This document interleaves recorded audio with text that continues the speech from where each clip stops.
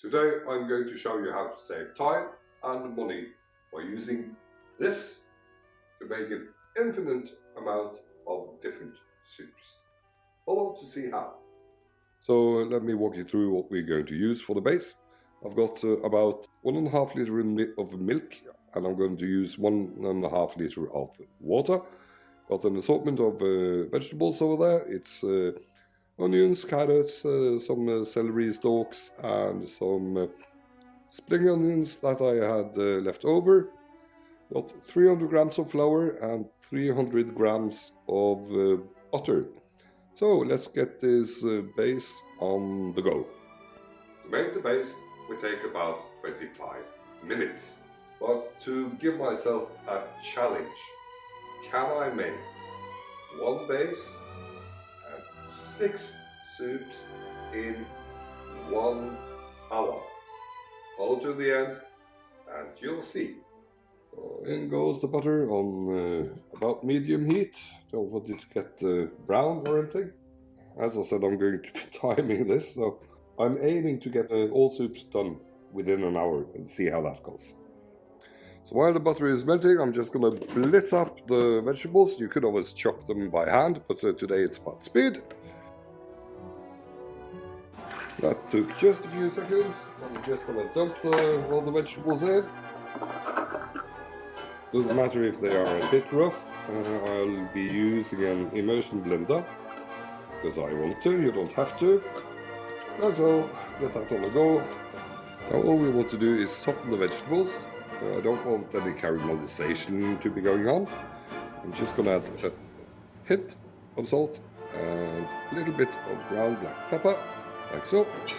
That's going to take a few minutes. And then I'm going to add the flour.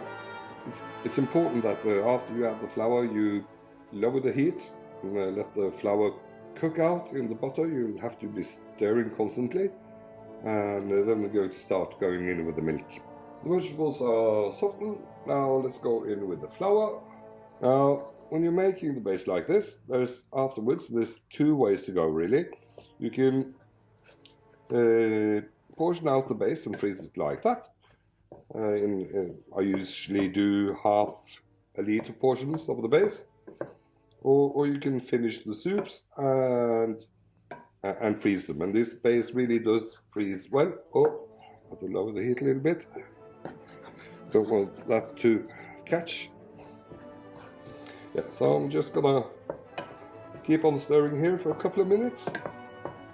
I will start adding the milk with soon.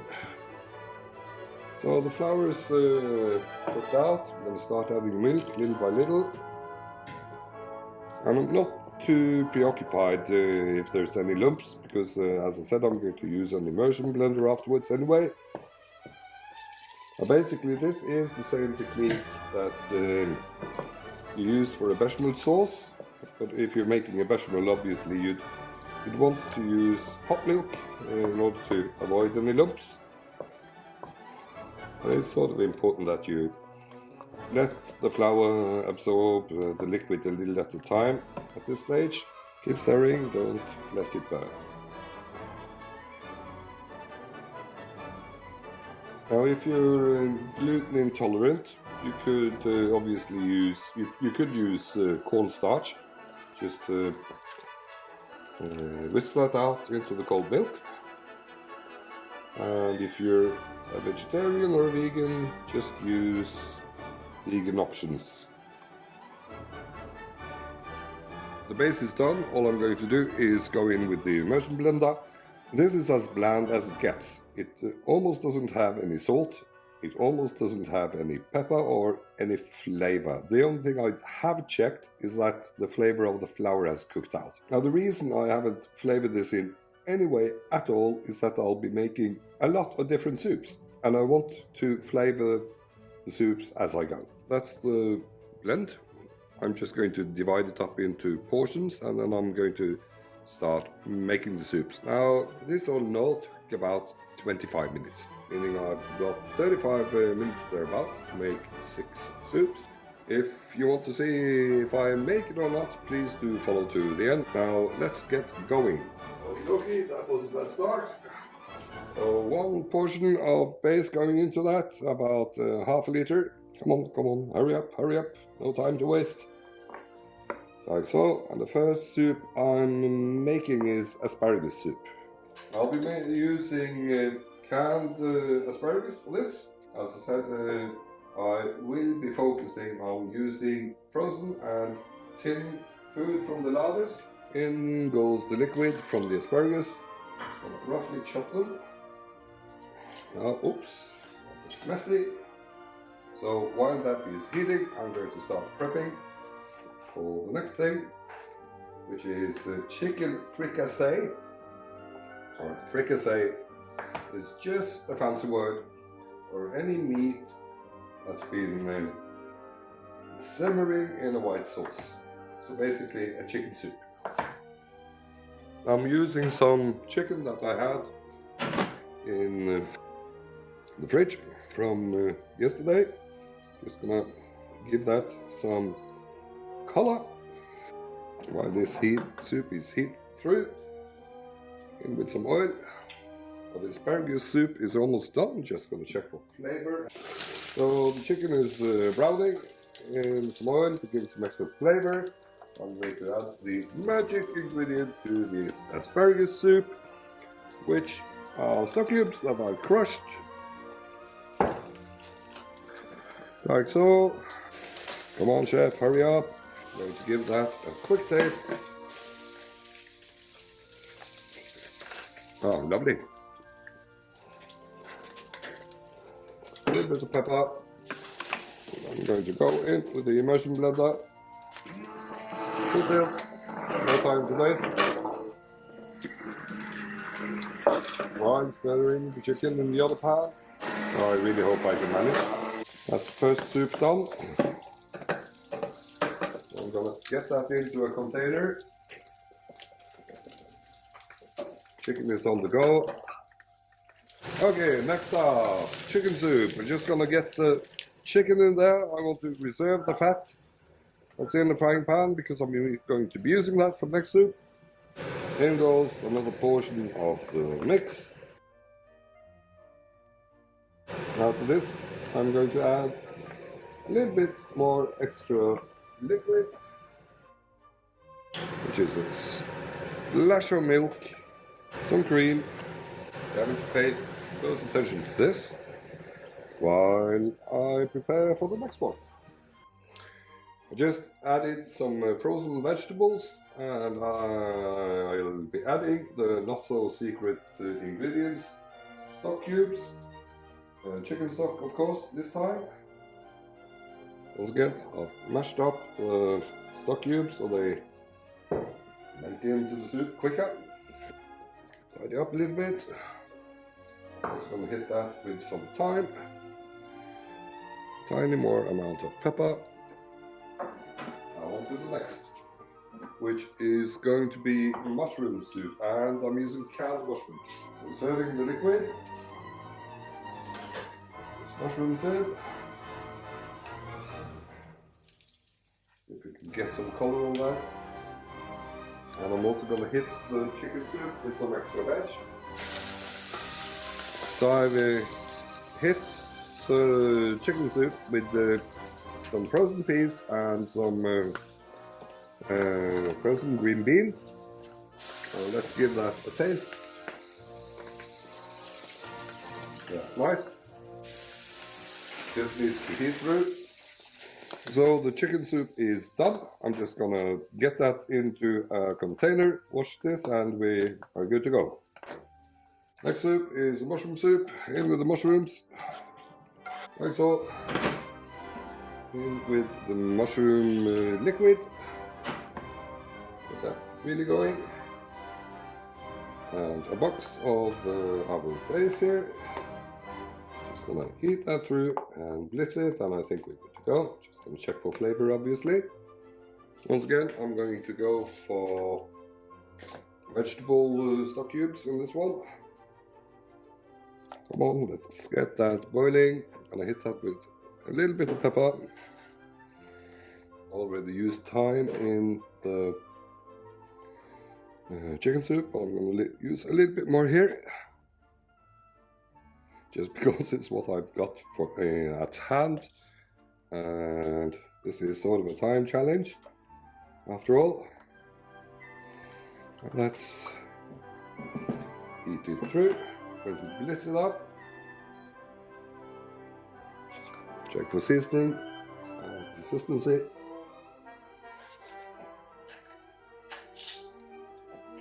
Oh yeah, very nice.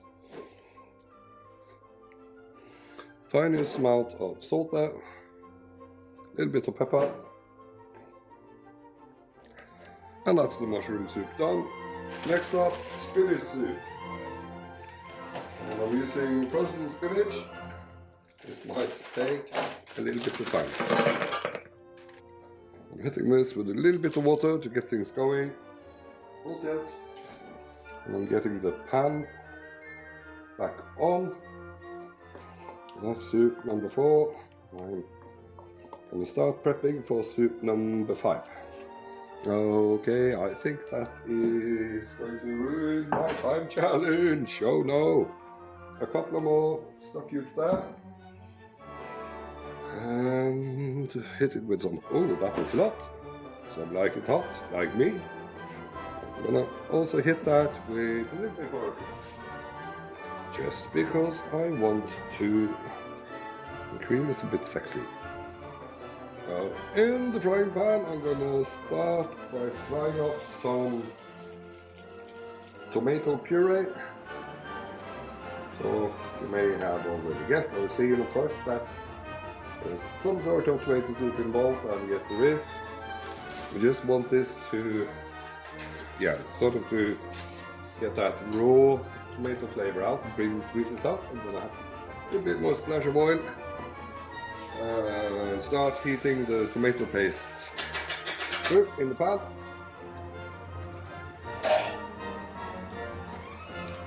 Really running out of time. That on the go. I'm gonna give the spinach soup a little taste. Oh, that's nice. Right, so that's 4 soups done. 5th on the go. I have to wash this. On to the tomato soup. And I can't really do much prep for the last soup, apart from cutting up one ingredient. Let's get rid of that. Then with a portion of our soup mix or soup base. Get that to the boil. I am going to add a little splash of gluten to this. Now this I'm also going to blitz up, and I would suggest that if you want pasta in your tomato soup, then cook the pasta separately, or then you avoid it sticking. I'm going to go in with some chicken stock in this, or stock cubes, a little bit of pepper. Just going to check for salt in a few moments. Just to give this some color, I'm going to go in with some green peas. You don't have to.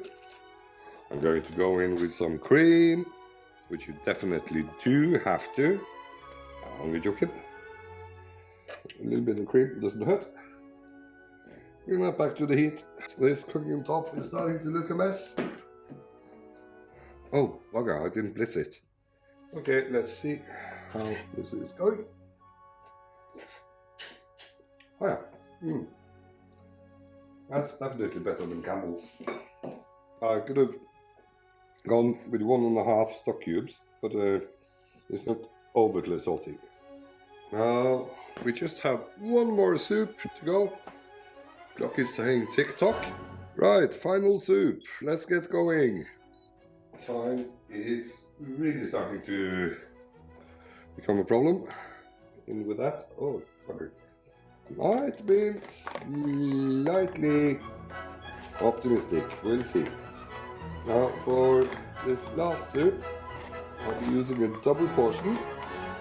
One base to make them all, one base behind them, one base to bring them all, and in the kitchen bind them. That's coming up to the boil. Just want to make sure that our vegetables have gotten enough time in there. One more minute, and that will take care of itself, while the fish is, I don't know, I wouldn't even call it simmer, because it's more or less going to be done on the after heat, so it stays nice and juicy. I've spiked this with some dill. You could use other herbs if you like. I just want to liven this one up with a good squeeze of lemon. After all, fish and lemon, they really love each other. And that's the 6th soup done. Now I'm just gonna tidy up and I'll tell you whether I made my deadline or not. So, time for some revelations. Did I make 6 soups? Yes, I did. However, I only ended up with 5. And the reason for that is that my kitchen assistant, me, cocked up and got fired, so I'm going to hire a new and better kitchen assistant, me, and hopefully I won't cock up next time. What happened is that I got mixed up in the heat of battle and ended up taking the already made asparagus soup and dumping that into the tomato soup. Did I make it in 1 hour, which was the goal? And I'm sorry to say that I didn't. Total time was 1 hour and 5 minutes. So, all in all, 6 soups made and the base in 1 hour and 5 minutes. Not too bad.